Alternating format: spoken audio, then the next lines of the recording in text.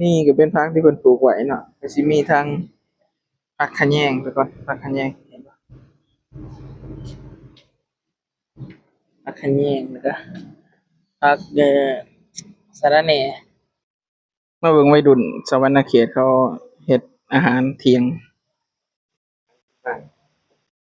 ลาบปลาลาบปลาดุกพวกก็ขอบ่เพิ่นซอยเลยผักหลายโพดเบิ่งใช้กระป๋าใส่นะนี่บ่แม่นดาบผักเด้อบ่แม่นดาบปลานะดาบผักผักหลายโพดบ่ได้หอมนี่แต่ผักน่าก็ใหญ่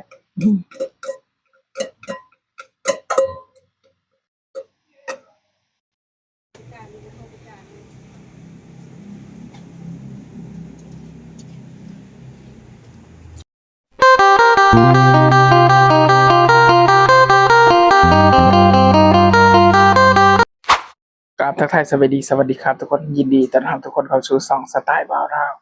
ทุกคนมื้อนี้สิพามาเบิ่งว่าหลังจากเตรียมของแล้วคนลาวที่มาเฮ็ดงานในประเทศไทยเฮ็ดหยังเพิ่นปลูกผักไว้ทุกคนเพิ่นปลูกผักไว้แบบผักที่แบบหัวหน้าสั่งมาแล้วมันมีตอมันเนาะหรือว่าแบบเศษผักเพิ่นสิไปเสียปลาไว้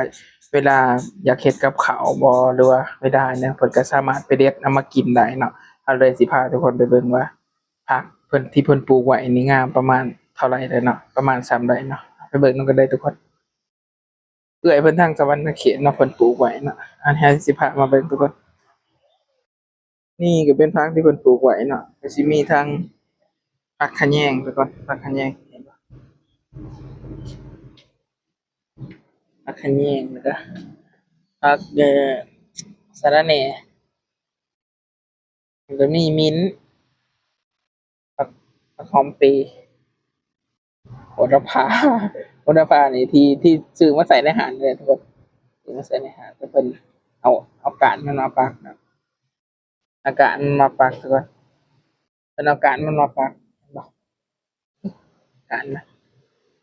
นี่มาปี๊บนำมาปี๊บนี่เจ้านายเพิ่นซื้อมาให้เนาะนี่ก็มีสาระแหน่บ่หรืออิหยังบ่แน่ใจมันเอาตัวนี้สั่งมาจากสปปลาวเนาะเนื่องจากว่าคนงานเพิ่นสั่งมาเขาแถมมานำข้าวเปียกก็เอามาปักไว้งามนะกลิ่นสิหอมเนาะ แต่สิมีผักแพรวทุกคนผักแพรวผักแพรวนี่ก็งามโหระพานอกตอนนี้ใบสะพูหรือว่าผักนางเลิศผักกีเลิศนี่ต้นมะละกอสีดาแล้วก็ฝรั่งนั่นเองนี่ผักนี่ก็จะมีแบบปีบด้วยเห็นไหมทุกคนเห็นบ่เยอะแยะนี่เออใบมะกรูดเหรอเอ้ยหน้าใบมะกรูดปะมะนาวใบมะนาวนี่โหระพานอกเยอะแยะมากมายนี่มาเติมอีกทุกคนเติมเอ้าหลายแฮงนี่คนปลูกฮะนี่มานี่เห็ดละปากนี่ละปากนี่เพิ่นปลูกนี่ต้นมะคุงนี่ก็มันเดิมบ่ฮู้ว่ามันบ่ถึกแดดหรือบ่เนาะมันจะงอทุกคนมันจะเงาที่สิปลูกไว้ประมาณนี้เนาะตัวนี้อะไรพารากอนเลยหรืออิหยังเนี่ยสักอย่างหนึงเนี่ยบ่แน่ใจมะเขือเทศต้นมะเขือเทศมะเขือเทศนำผักก็สิปลูกไว้ประมาณนี้แหละทุกคน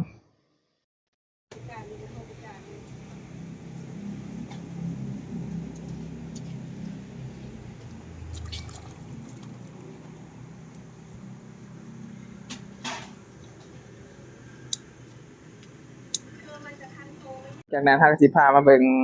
อาหารเที่ยงเนาะครับอาหารเที่ยงไส้กรอกอีสานที่เฮาเฮ็ดเองไส้กรอกอีสานที่เฮาเฮ็ดเองแล้วสิให้เบิ่งมันได้อยู่ทุกคนไส้กรอกอีสานน่ะได้อยู่แต่มันสิหนังมันสิบ่กรอบเนาะเพราะว่าเฮาใส่เทียมคอลลาเจน นี่เฮ็ดเองนะทุกคน2 มื้อได้กิน น่าจะได้แล้ว นี่ก็อบไปนี่อีก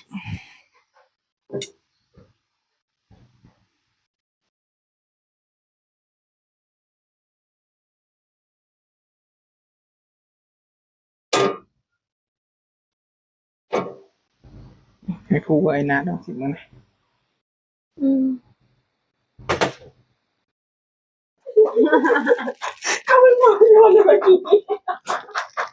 โหเรียกอะไรอ่ะ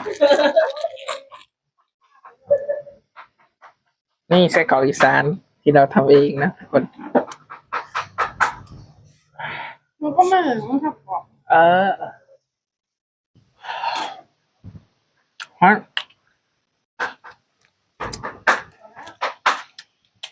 เป็นลูกเลย เผ็ดเผ็ดแห้งอ่ะพริกมา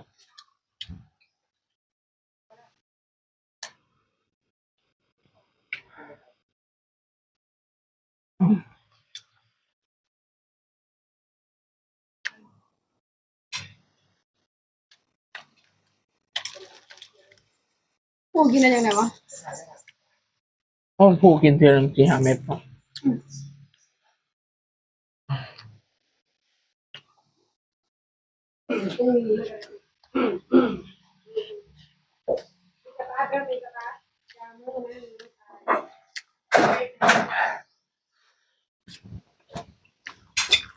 ของเขา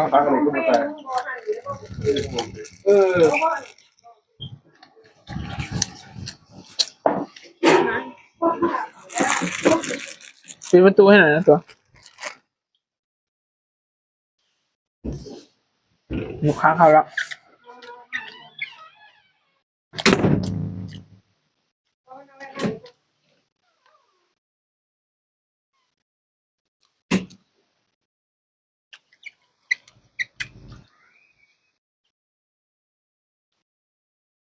พริกขี้หนูเผ็ดมากไว้กั้นนิดเดียวพอแล้วเผ็ดแห้งไว้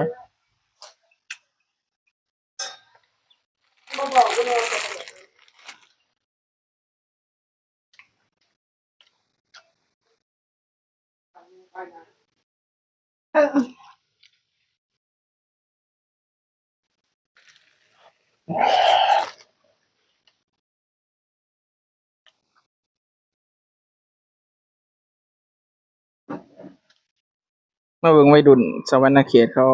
เฮ็ดอาหารเที่ยงลาบปลาลาบปลาดุก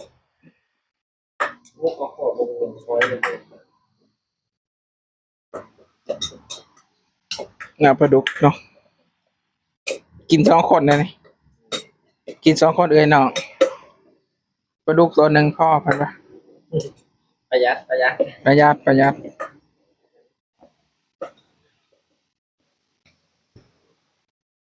สาเหตุที่ประหยัดก็คือ ปลายเดือนนะทุกคนตอนนี้ก็เป็นวันที่21นะก็ได้ต้องประหยัดแน่ แล้วเริ่มจะเริ่ม ข้าวคั่วไม่ใช่ข้าวคั่วนะ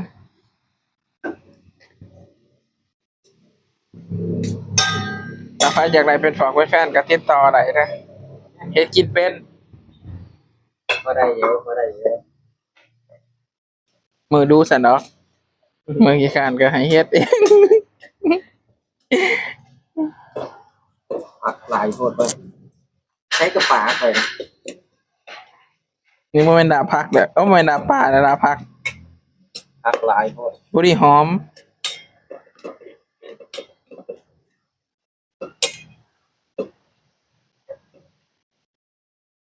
โอ้จิ้มหมู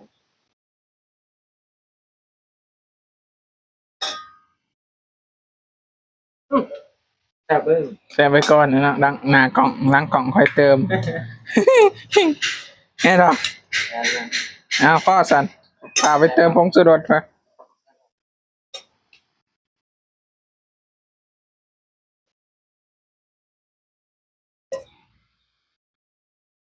นี่แต่ผักน่าเขาใหญ่นี่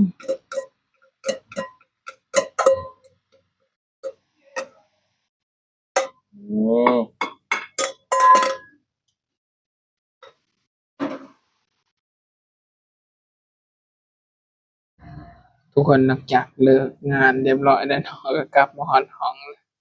มันนั่งพักผ่อนก็แต่ยังบ่ทันได้เข้าห้องมันนั่งพักผ่อนก็เมื่อยยังมาเมื่อยมีสิพาไปเบิ่งห้องผู้บ่าวสวรรค์เขตผู้บ่าวคุณคะแม่ผู้บ่าวคุณคะแม่ครับปาตัวหนังเนี่ยสิพาทุกคนไปเบิ่งห้องผู้บ่าวคุณคะแม่ผู้รีวิวห้องเลยเบิ่งรีวิวห้องเลยเบิ่ง ว้ายห้องหก ผู้บ่าวห้องผู้บ่าวคุณคะแม่ ห้องหกนั่นน่ะแม่นแห้ง มันเป็นธรรมชาติเรียว มันโมเมนต์ธรรมชาติทันทีนี่ ๆเฮ้ยมันก็บ่ได้หกเลยนะมีผู้เดียว เอาอีกวะโอ้ธรรมดาเว้ยมีตู้เย็นน้ำติอันนี้ที่เป็นหลังกระตังเนี่ย ตู้เย็นชื่อมาใหม่ด้วยครับ แม่นบ่ ตู้เย็นชื่อมาใหม่ บ่จักพัน 3,000 กว่า 3,700 โอเคอยู่ซะมื้อหนึ่งบ่ แม่นมื้อหนึ่ง แม่นมื้อหนึ่งเลยดีแล้วดีกว่ามื้อสองใส่แป๊บเดียวเนาะเขาเก่าแล้วบางทีเขาแปลงขายก็มีไปเข้าห้องเฮากันว้ายเฮ้ยสร้างผาติกินทุเรียนเต็มอยู่ทุกคน ทุกคนนี่ก็คือคลิปแต่ละวันของเขาที่เขามาเห็นงานในประเทศไทยเนาะเขามาหอนห้องเลยทุกคน ชอบคนอื่นไม่ชอบพวกนี้ เขามาหอนห้องเลยอ่านี่ก็ชิปรีวิวแต่ละวันของการเห็นงานในประเทศไทย จนกลัวเขาสิกลับเมื่อบาททุกคน อย่าพึงเบื่อกันนะทุกคนนะก็ชิรีวิวแบบเรียวๆเลยนะนี่คือชีวิตประจำวันของเขาเนาะกลับมาหอนห้องกะ บางมือก็อาบน้ำนอนเลยบางมือก็สักผอกสักผานะแต่มื้อนี้เขาบ่ได้ซักแจ้งเขาซักซอยบ่ อาบน้ำก่อนไหมอาบน้ำก่อน โอเค เมียข่อยเราบ่ให้ซักซอยแล้วให้ข่อยตัดคลิปลงหาเงินใน YouTube ทุกคนช่วยซัพพอร์ตด้วยเด้อทุกคนสำหรับคลิปนี้ก็จบเพียงเท่านี้เนาะฝากทุกคนกดไลค์กดแชร์กดติดตามให้ด้วยทุกคนเด้อ ลอง สำหรับคลิปนี้ลาไปก่อน สวัสดีครับบ๊ายบาย